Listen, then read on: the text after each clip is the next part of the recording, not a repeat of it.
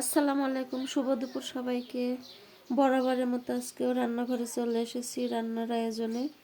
আজকে দুপুরে থাকছে এই যে মুরগির মাংস, আলু দিয়ে রান্না করব, আর হচ্ছে এই যে ডাল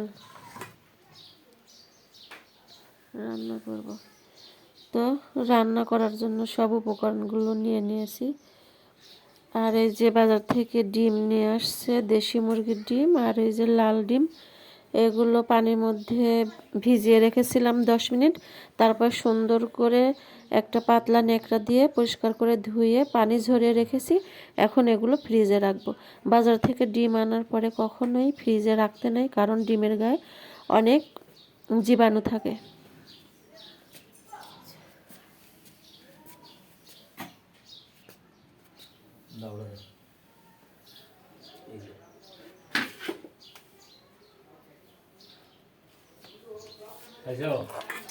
আর এই যে ডালের মধ্যে টমেটো, কাঁচা পাকা টমেটো ডালের মধ্যে দিয়ে দিব।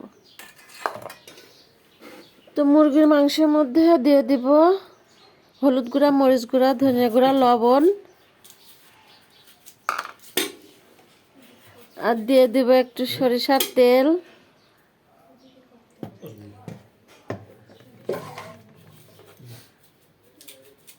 দিয়ে দিব 1 চামচ রসুন বাটা, 1 চামচ আদা বাটা, একটু পেঁয়াজ কুচি, একটু কাঁচামরিচ। এখন এটা সুন্দরভাবে ম্যারিনেট করে 5 মিনিট রেখে দেব।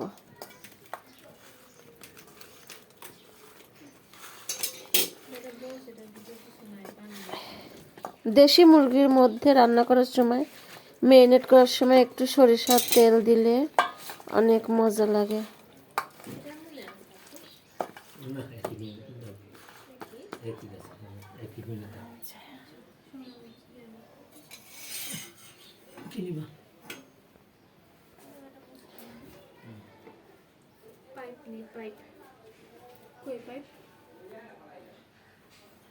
ওই দেখো, কড়ার মধ্যে আমি তেল দিয়েছি, তার মধ্যে যে পেঁয়াজ কুচি দিয়ে দিয়েছি। এগুলো বাদামি কালার হয়ে গেলে তারপরে ম্যারিনেট করা মাংসটা দিয়ে কষাবো।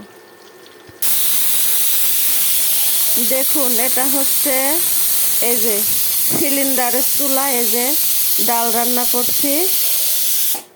আর এই যে দেখতে পাচ্ছেন আরো 2টা চুলা, এটা হচ্ছে এই যে গ্যাসের লাইনের চুলা। এই যে লাইনের চুলা, কিন্তু এই যে গ্যাস নাই, গ্যাস থাকে না, এই জন্য এই যে সিলিন্ডারের চুলা ব্যবহার করি। আর এইদিকে এই যে কারেন্টের চুলা। লাইনের গ্যাস সময় সময় আসে, সময় সময় থাকে না, এই জন্য এই অবস্থা। পেঁয়াজগুলো এই যে বাদামি কালার হয়ে গেছে। এর মধ্যে এখন আমি দিয়ে দিব এলাচ, দারচিনি আর তেজপাতা।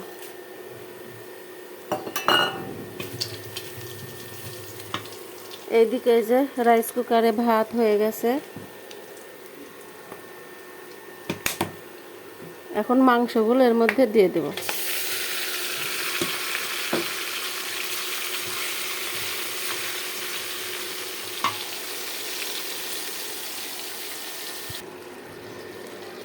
মাংসগুলো সুন্দর কষানো হয়ে গেছে। এখন এই আলুগুলো দিয়ে দিব। এখন আবার আরো একটু ভেজে নেব। এখন আমি ডালটা বাগার দিব। মরিচ, শুকনা মরিচ, আর হচ্ছে রসুন, পেঁয়াজ, আর এই যে পাঁচফোড়ন দিয়ে ডাল বাগার দিব।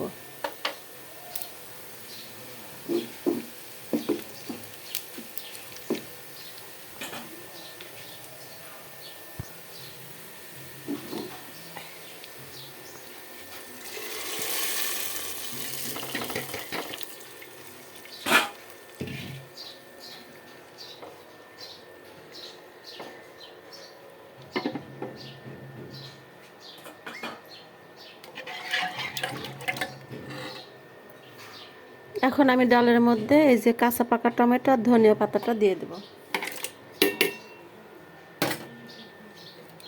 আমার ডাল রান্নাটা কেমন হয়েছে অবশ্যই জানাবেন।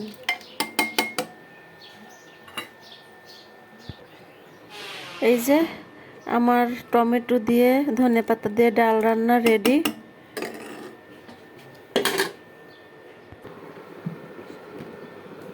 এই যে ভাত হয়ে গেছে, আর এই যে আলু দিয়ে মুরগির মাংস ঝোল ঝোল করেছি একটু, কমপ্লিট। আজ তাহলে রাখছি, আল্লাহ হাফেজ।